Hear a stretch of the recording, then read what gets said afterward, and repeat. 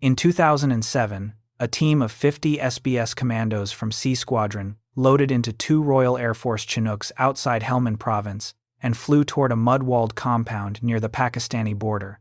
Their target was Mullah Dadullah, the Taliban's most feared military commander, a man American intelligence and Delta Force had been hunting for 6 straight years. 4 hours later, Dadullah was dead. 2 rounds in the torso, 1 in the head. The kind of precise, close-quarters finish that Special Forces operators call a double tap. If you think the SAS is the British unit that Delta Force cares about most, you have it completely backwards.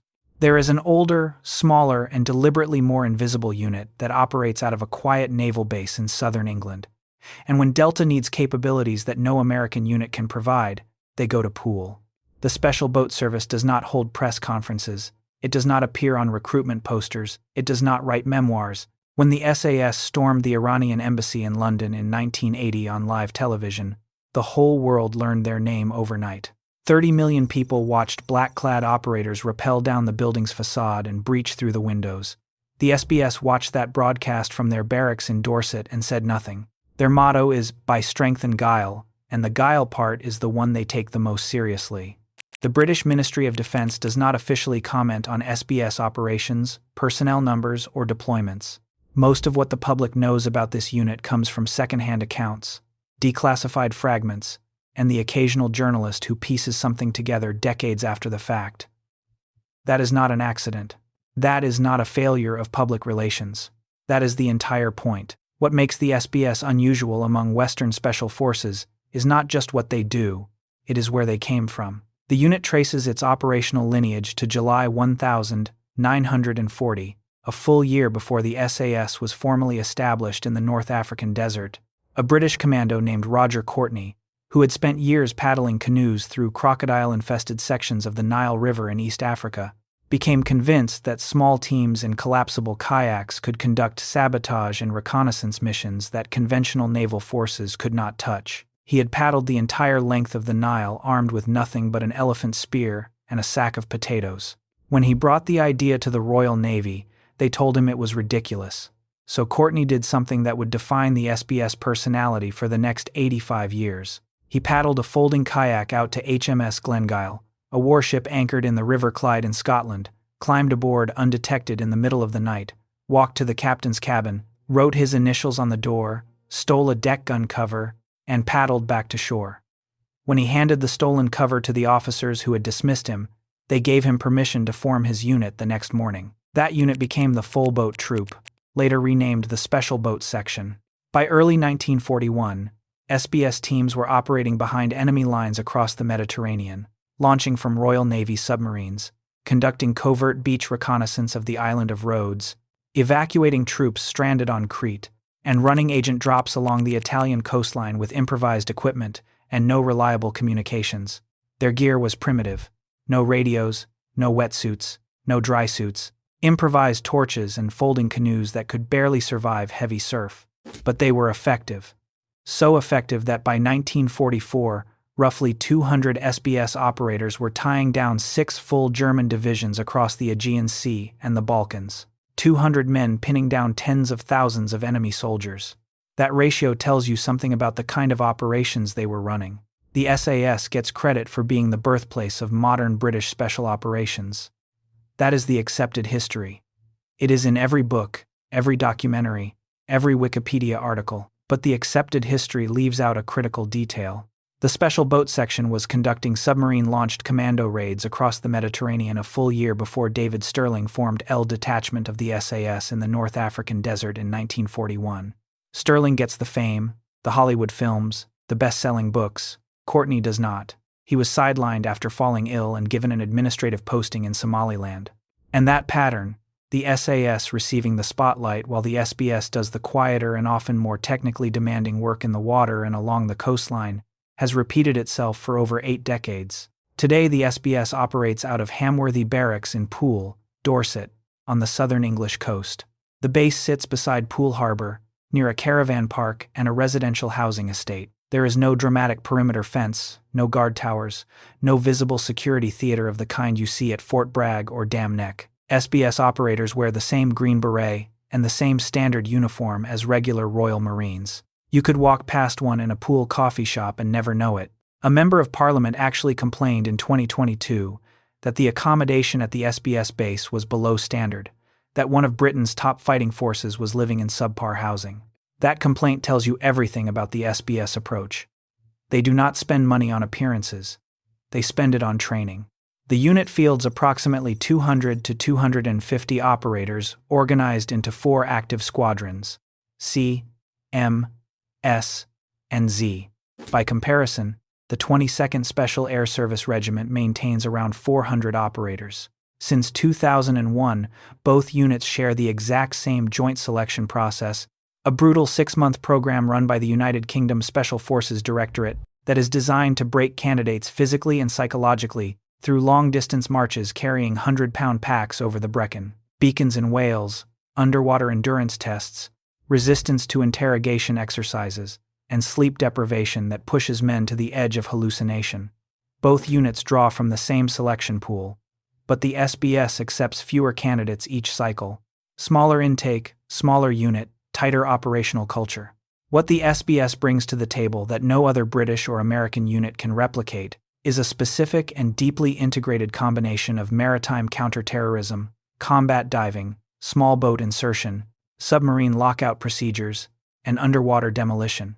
Every SBS operator is a trained military parachutist, a qualified combat diver, and an expert boat handler. They can insert from submarines using underwater breathing apparatus in complete darkness. They can approach a target vessel beneath the waterline, plant charges on a hull, and extract without ever breaking the surface. They can board a supertanker, clear a cruise ship deck by deck, or assault an offshore oil platform in the North Sea during winter storms. These are capabilities that Delta Force does not possess organically. Delta was built around land-based counterterrorism by Colonel Charles Beckwith, a man who modeled the unit after the SAS because his own experience was with jungle warfare, desert operations, and urban direct action. The maritime domain was always someone else's problem. In America, that someone else is SEAL Team 6, officially the Naval Special Warfare Development Group. Britannica's military reference specifically notes that the SBS maintains very close training and operational links with SEAL Team 6. That is the public-facing maritime relationship. But the less publicized relationship is the one between the SBS and Delta, because what Delta needs from the British is not a maritime mirror of itself. What Delta needs are skills that exist nowhere in the U.S. Army's Special Operations Architecture. When JSOC began running combined task forces in Iraq and Afghanistan after September 2001, the British contributed their entire Special Forces apparatus under a unified command structure.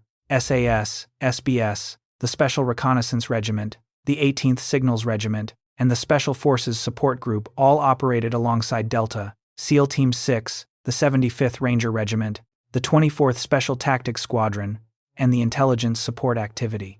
In Iraq, the British element was designated Task Force Black, later renamed Task Force Night, after the original codename leaked to journalists.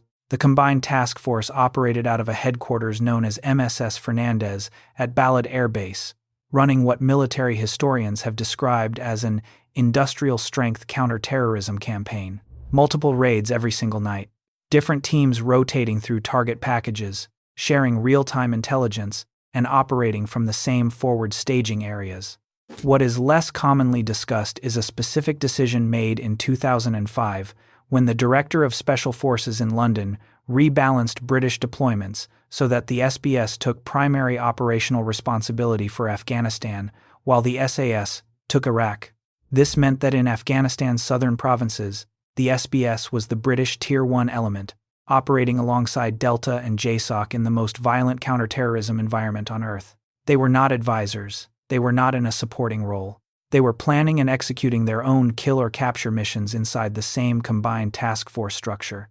The Mullah Dadullah operation in May 2007 is the clearest public example of what happens when the SBS is given a high-value target and told to finish it. Dadullah was not a minor Taliban figure. American intelligence had labeled him the Afghan Zarqawi, comparing him directly to Abu Musab al-Zarqawi, the brutal founder of al-Qaeda in Iraq. Dadullah commanded an estimated 12,000 fighters across 4 southern Afghan provinces. He had personally supervised the destruction of the ancient Buddhas of Bamiyan in March 2001. He beheaded prisoners and filmed it. Even fellow Taliban commanders called him the Butcher, and Mullah Omar had twice stripped him of command for excessive violence, then reinstated him because he was too effective to lose. Delta Force, the CIA's Special Activities Division, and Task Force Orange had been pursuing Dadullah for years. In April 2007, coalition forces believed they had him cornered in Uruzgan province with 200 fighters. He slipped the net. Then he appeared on Al Jazeera television, taunting NATO and declaring bin Laden was alive and leading the jihad. That television appearance and the phone calls around it may have been the signal's intelligence break that sealed his fate. Coalition assets tracked him to a compound at Baram Cha in Helmand province, near the Pakistani border. The mission was assigned to C Squadron of the Special Boat Service. An SBS reconnaissance element drove a Supercat 6x6 all-terrain vehicle close to the compound and determined that an airstrike on the mud walls could not guarantee the kill. C Squadron would have to clear it on foot. 50 SBS operators and a contingent of Afghan soldiers inserted by Chinook under fire from Taliban defenders. What followed was a 4-hour close-quarters infantry battle. 20 fanatical Taliban fighters defended the compound with rifles, machine guns, and rocket-propelled grenades. The SBS advanced using classic pepper-potting fire and maneuver, one group laying down suppressive fire while the other pushed forward, then switching. When C Squadron finished clearing the compound, only 4 SBS operators had been wounded. None were killed. Dadullah lay dead with the characteristic double tap. The target that American Special Operations had been pursuing since 2001 was eliminated in a single night by British operators who will never give interviews about it. If you have been watching War Code for a while, you know we covered Delta Force's relationship with the SAS in a previous video, Why Delta Force Hates Training with the SAS. That video explored the friction, the competition, and the mutual respect between those two units. If you want the full picture of how Delta operates with British land-based special forces, that video is linked in the description, and it has over 228,000 views for a reason. But the SBS story is different because the SBS fills a gap that the SAS cannot. The joint operations between the SBS and American Special Operations continued well beyond the initial Afghan campaign, and became one of the most significant bilateral special forces relationships of the 21st century. In Iraq, SBS elements working within the combined JSOC task force brought specific value in riverine and waterway interdiction operations along the Euphrates River corridor and through the canal networks of Anbar province. Insurgents were using Iraq's river systems to transport weapons, explosives, and fighters between safe houses that coalition forces could not easily reach by road because of the constant threat of improvised explosive devices. The SBS had been training for exactly this kind of riverine warfare since the 1960s, when they ran covert small boat patrols during the Indonesian confrontation in the jungles of Borneo, paddling silently through enemy-held waterways to gather intelligence and ambush supply routes. For Delta operators working alongside the SBS in these Iraqi waterway environments, this was outside their core competency. The water was the SBS domain, and everyone in the task force knew it. What Delta operators reportedly took back from these combined deployments was not just tactical knowledge. It was an understanding of how a unit half their size could maintain the same operational tempo while carrying a broader skill set. The SBS cross-trains every operator in diving, boating, and demolitions on top of the same direct action and reconnaissance skills that Delta teaches. There is no separate maritime qualification track. Every SBS operator carries the full package from day one. That depth of individual capability is something Delta's own organizational structure does not replicate, because Delta was designed to operate in specialized teams, rather than as a force where every single man can do everything. In Libya in 2011, during the NATO intervention against Muammar Gaddafi's regime, SBS teams conducted advance force operations along the Libyan coastline. Covert beach reconnaissance, pre-assault intelligence gathering, and the kind of amphibious insertion work that the unit had been perfecting since Roger Courtney's first submarine-launched raids in the Mediterranean in 1941. The geography was different. The geopolitics had shifted entirely. The mission profile was almost identical to what the SBS had done 80 years earlier. That continuity of mission is something very few special forces units in the world can claim. In the Falklands War of 1982, The SBS was among the first British forces to reach the islands, inserting covert reconnaissance patrols weeks before the main amphibious landing at San Carlos Bay. SBS teams cleared Fanning Island the night before the landings began, and one patrol even infiltrated the wreck of the Lady Elizabeth in Stanley Harbor itself, watching Argentine troop movements from inside a rusted hull in freezing water.